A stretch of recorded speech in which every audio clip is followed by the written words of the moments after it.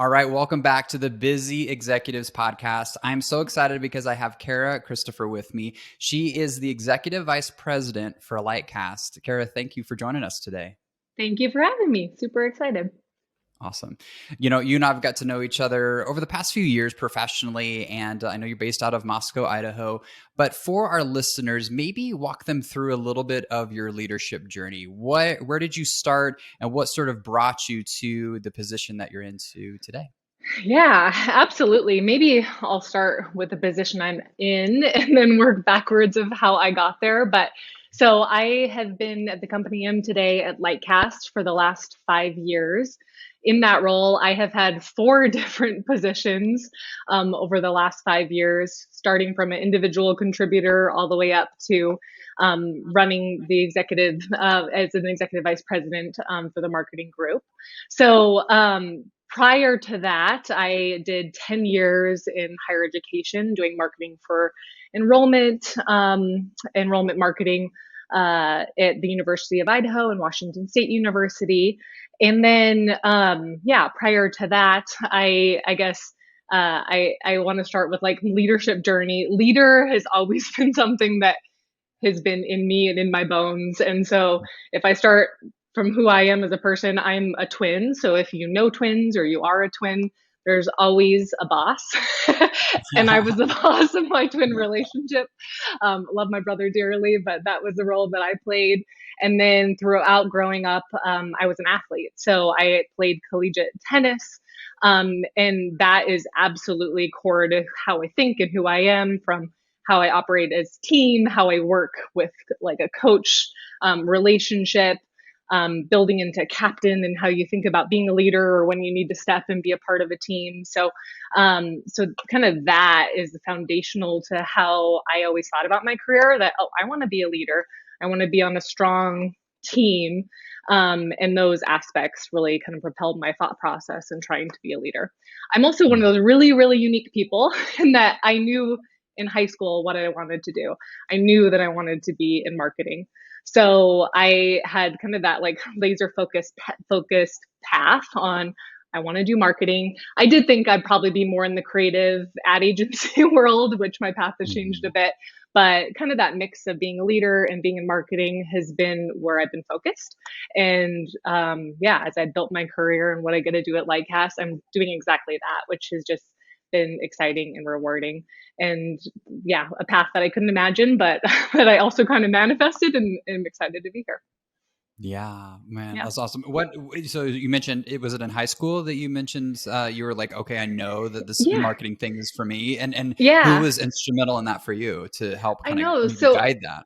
it's so funny because my career ended up being in higher education where, recruitment. So really thinking about like, how do people find their careers? And then now that I work at Lightcast, we provide labor market data, really for like educators to help people with their paths and people to find where they're working. So it's funny that you say that because I'm like, how I've reflected on that. How did I decide? And it's such a weird thing when you have just influences of people that tell you little snippets of what a job could look like. And at the time, I am a painter and an artist, and so I knew that I really loved art and creativity. But I knew that with my dad, who's like very like pro career, you can't really make money painting. You can, but Right. I knew that that wasn't the path I wanted, but I wanted to figure out a way that I could still be really creative. And then on the other token, I was a strong communicator. I knew that that was one of my strengths. So as I was exploring careers, I had kind of different people, different influencers. One was a woman I worked for forever and nannied for her child that just told me about marketing and said, hey, I had, my cousin here does an awesome job in New York where they get to develop ads, do creativity and be strategic, use communication. And I thought that is totally what I need to be doing. And so as I got into my senior year, really started to hone in on what that looked like, got into an internship actually pretty early on. So I could just see what a role in marketing would look like. And then, from there, got my degree in that, and continued to like emphasize that that was what I wanted to do. Mm-hmm. I Yeah. love it. Yeah. Talk a little bit about the competition piece because you touched on that. You know, you said you basically were the leader between you and your twin brother, which I didn't know you had a twin. So Yeah, I know. now I get to learn something new. Yeah, it's fun. And you know, so kind of I'm sure some competition between the two of you, and then obviously in the realm of tennis and in sports. Yeah. How do you feel like that's helped you grow into the leader that you've become today? Yeah, so I am a highly competitive person, whether it's because of my family dynamic or just it's in my bones. That is absolutely like just who I am. And I use that in such a positive way.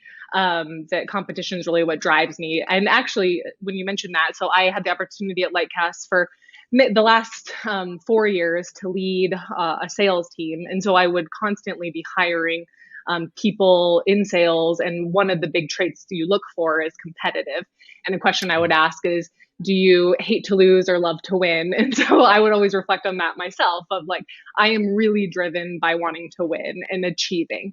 And so I'm, competition and how I bring that to my work is like always trying to achieve to the goal that that I or the team that we want to get to. And that is really just like in me to want to always like, okay, I'm done with this. Now I got to go to the next one. Like I said, I'm competitive and driven. So I'm that weird person that like, I knew I wanted to be a marketing leader. I am a marketing leader because I set that goal. I built that plan and that's like how I am highly competitive, highly motivated, highly focused. So, yeah, like I said, being an athlete that is absolutely, and tennis is one of those interesting sports that you're an individual contributor, but you also rely on the team for your results. So there's so much of like you're on your own and you have that pressure and you have that competitive drive, but you're also doing it for others. So I learned just so many lessons in that I still bring in today. That was great. You know, I want to talk a little bit about the individual contributor piece because you touched on that. How you know, obviously throughout your career, you were this individual contributor, part of teams, and then you transitioned into management. And so you've been able to see sort of, okay, when do I get involved? When do I need to step back? Because you've obviously been able to be really successful in that Yeah. individual contributor role.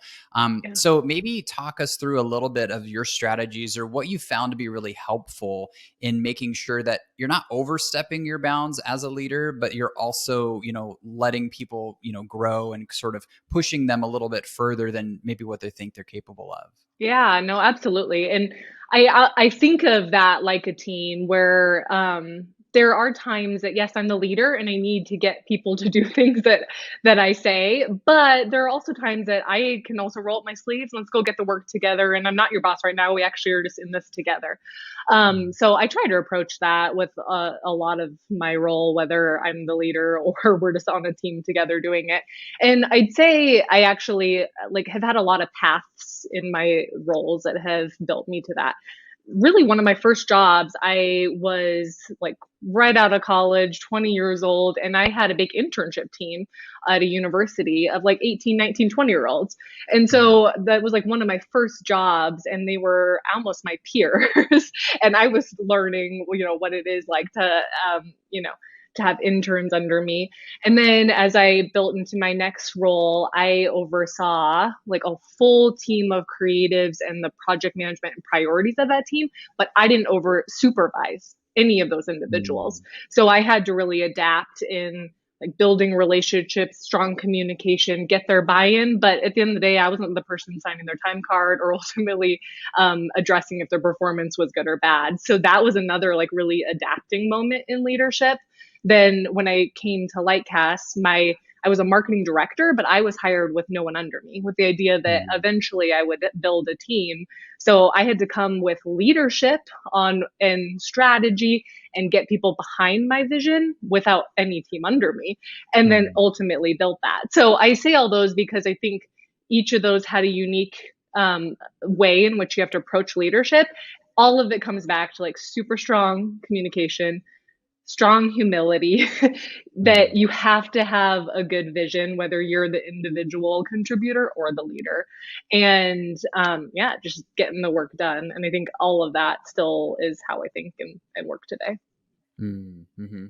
Yeah. Okay. So you touched on something that I think is really important. I think is really Hmm. key too. Being a humble leader. People could have heard earlier, oh, I'm really competitive. And sometimes in the workplace, depending on the environments, or maybe even if somebody wants that upward mobility, it can be kind of cutthroat. Yeah. But if I hear you right, it's been, hey, I'm competitive, but it's because I want to help the team grow, or I want to help the company grow. And I'm going to be humble enough to admit when I've made mistakes or when I Oh need yeah. help or some of those things, and kind of balancing those. Is that kind of what I'm hearing? Oh, absolutely. Like there is nothing that can get done with one person. And I'm such a believer now more than ever as I'm on an executive team and I have vice presidents that are overseeing large teams. So I Mhm. used to have a team of 15 to 20. Now I have a team of 2 and they have a team of 20. So such an important aspect is like they are my right and left arm and the folks that they're influencing are farther removed from me. So anyway, it starts with like you have to absolutely like build the team around you. And I look like hiring is one of my most important aspects because I have to have like trust and belief and have people around me that bring a different perspective than I have or a different strength. Knowing again back to that team, whether I'm the leader or not, I need a strong team and we need a strong team to actually get things done. Mhm. So that is just absolutely a huge part. Plus, I definitely think like the reason I've been successful at Lightcast and continue to see upward mobility is absolutely that humility. A lot of the culture at Lightcast is the like you go see an opportunity, that's great, but you go do it, you go prove it, and if it works or it fails, but you're doing it, then eventually you'll get the promotion or you'll get paid. So that's a Mhm. kind of a flip in the way a lot of organizations work, and that usually it's a okay, you get the job, here's the money, go get the promotion. And I'd say that's not Mhm. how it was here. It's very much a place where it's like, oh, I see something I need to fix. I'm going to go fix it. And because of that, and it's worked, or, you've built something, now we'll follow the promotion and the job. So I think that that's another aspect that it's not about the glory or yourself or even the promotion. It's about actually getting the work done first and foremost. Right. Right. Yeah. Definitely. Yeah. So, help me and our listeners know how you navigated a specific situation, because this comes up actually quite a bit in businesses, even ones that I work with, where maybe there's an ownership change, there's a leadership change, there's a name change, like there's something bigger that's going on structurally with the organization, and that's something that you experienced, right, in your time Absolutely. before it became Lightcast. And I'm sure there were some things just in the background around uncertainty, or hey, how's this going to go? And you're a leader, you're being looked up to. How did you help navigate that? I would say number one, for yourself with some bigger organizational changes, but how did you communicate with your team or help them through some of that change as well? Yeah, really good question. So at Lightcast, about, oh my gosh, it's maybe been a year and a half now. The prior company that I worked at with was MZ. And we got bought by a private equity firm, and that private equity firm merged two competitors. So merged MZ with our competitor, Burning Glass. Both companies were about 200 employees, and we were merged together. And so, literally, like overnight, we had to go from being the company we were to the company we now were going to be. Mm. And through that, there were absolutely like you look back at that time and you're like, how did we survive? Like, what some of it is a blur. Mm. But I guess the one big thing is pretty quickly on, it was determined that the leadership team, so my boss, me, was staying intact, and the other organization was going to kind of merge under that Mm. organization. Mhm. So, in terms of my like life changing quickly, I still had my team, but then I had a bunch of people being added to my team, and then of course Sure. we had a lot of things to figure out.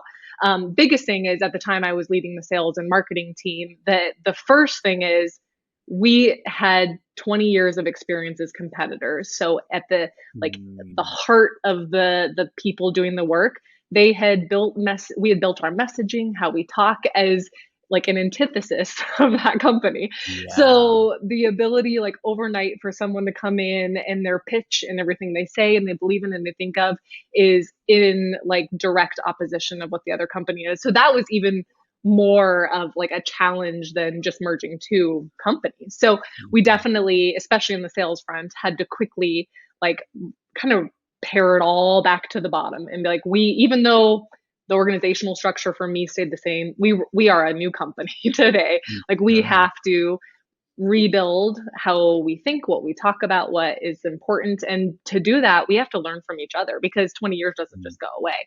So I would say in that time, just like so much, especially as a manager, so much first and foremost, empathy for people that are going through change, whether it's small or large for each of the individuals. There was a lot of change. So some people from the other organization who had maybe been the top leader that were now coming under me, how to navigate that and to have empathy, to listen, to understand and come to common ground.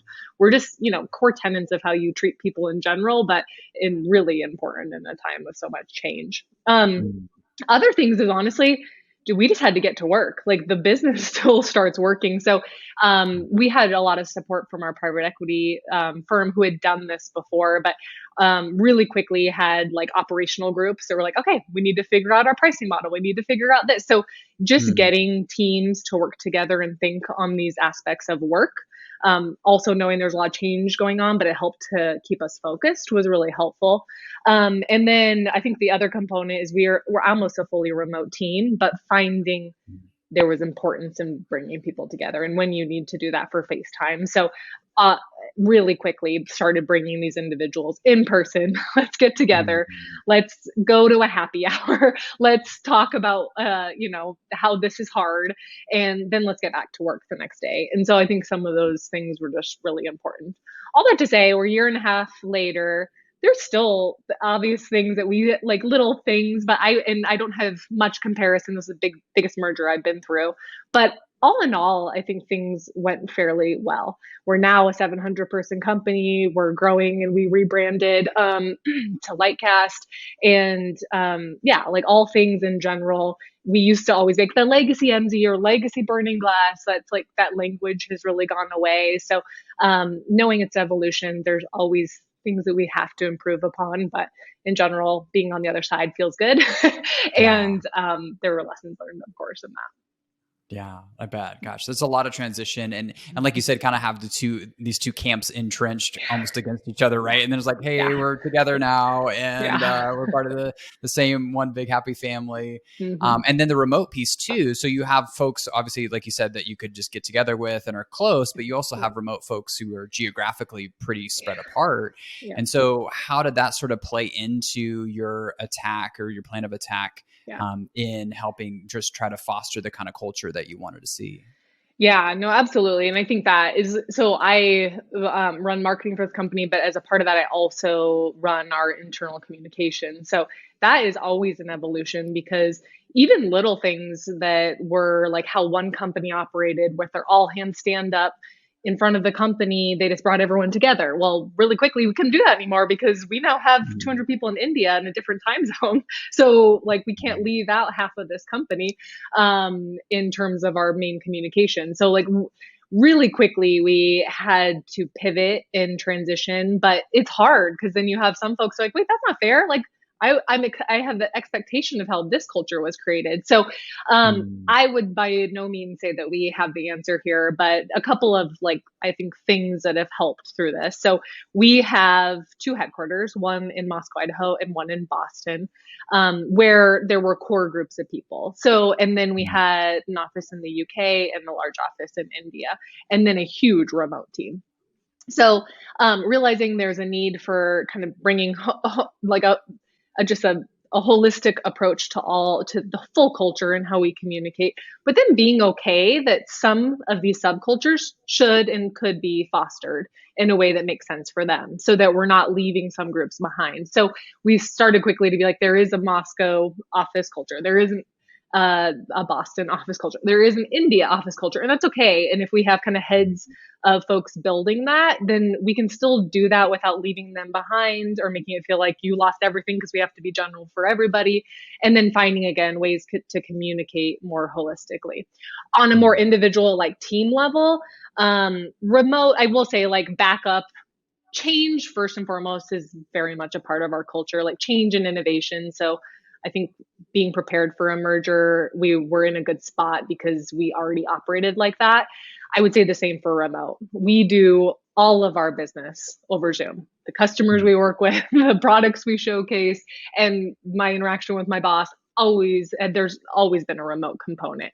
So when we went fully remote, I actually think the time zone was the bigger Oh, issue, sure. because Yeah. not only are you remote like in the same time zone, you're now remote across country time zones. So Mhm. that Mhm. was more is still has is difficult because you can't just jump on a call with someone when it's nighttime in the UK right now. Um, Yeah. so anyway, with smaller teams, the remote is very much the same tenets of in person, but probably more intentional. So Mhm. clear expectations, really clear communication, really clear performance. Are you doing well or you're not? Like having those conversations, and making sure that people know where they're at. Because when you're alone, you don't get that feedback. You don't really know what you're working on. Mhm. Things can go really south. So I'd say like really needing to lean into that. Other aspects are building, helping to build those subcultures. So knowing that the boss to employee, that's not the only relationship that hopefully you're on a call with. So really building those kind of sub teams or those cultures so that people see or are on calls with other folks throughout a day. So it's not just they're Mhm. relying on their boss is really important. And then I guess my last thing is like, it's not just the boss or the company leadership responsibility to build culture. So some of this is like understanding your own remote environment, what you need, the flexibility you require. Are you at your desk or do you or at your kitchen table? And like Right. helping your employees to just be there for them, understand how they can build their own culture and their own experience so that they're not feeling alone. And then just little social norms. Like we always have our camera on, whether you're wearing sweats or not. We always have our camera on, Mhm. and that comes from me. I could have my camera off, and then my whole team would have their camera off. So like Right. really have to be intentional about like how we come together, how we talk, how we see each other, because we are remote. So I threw a lot at you Mm. with that No, that's question. So feel that's free to great. dive in on any of those topics. But Yeah. yeah, Well, and I love how you focused on the zoomed in piece of, hey, yeah, obviously the individual, making sure that yeah, they're really cared for, that they're yeah, taken care of, and yeah, they obviously are part of a bigger culture, but then obviously the teams or the units that they're in, and then obviously the overall company, and really yeah. diving into all three. And it's interesting, with a lot of the clients that I work with, they'll do a culture survey or they'll have sort of a plan and they'll make sure that they have all three of those pillars that they're focused on. Because sometimes it's really easy to focus on maybe just the whole overall organization, or hey, we want everyone, all 700 people to look and think and feel this way, right? Instead of, oh wow, we have very different groups here, we have different geographies, we have different leaders, how can we really bring out the best in each group and still have that filter up into making a really strong company, which it Yeah. sounds like you guys Oh, have been really absolutely. been able to do and focus on Yeah. through your efforts in making sure, hey, we're growing and we're doing sales and all the things you need to do with a business, but also sort of having this idea of having a strong culture in all those different levels. Yeah, and it's like definitely not easy by any means. And I think like always trying to get that feedback loop of like what works, what doesn't. And like Right. even one of the aspects I didn't communicate, but we have Slack here. So just the power of even Mhm. offline communication or like something I wouldn't have anticipated, but like I give my cell phone to my team. Oftentimes they'll be like, can I just jump on a quick call? Because hey, it's 4 o'clock and they're at a soccer game with their kid and they need to answer a question. So just Right. that flexibility. So even the other communication streams outside of Zoom that people can really leverage and use. But even in that, amazing just the spectrum of people that maybe know how to utilize Slack and the technology or really struggle with Mhm. that. So we've gone to the basics of just like tips and tricks in Slack because it's a tool that's constantly changing, but can also like morph into like a time suck. So getting people to understand like how Mhm. they can manage that just like they can email, just like they can Zoom. So anyway, just the ability to use the many forms of communication channels that we have and then being intentional, like you said, about company-wide communications, cross-team communications, individual, boss to employee communications is just, yeah, really, really important. Yeah. Gosh, I love it. I feel like we could talk about culture in your teams and obviously how to transition and how to really help them be successful all day. But I want to leave our listeners with maybe one last question.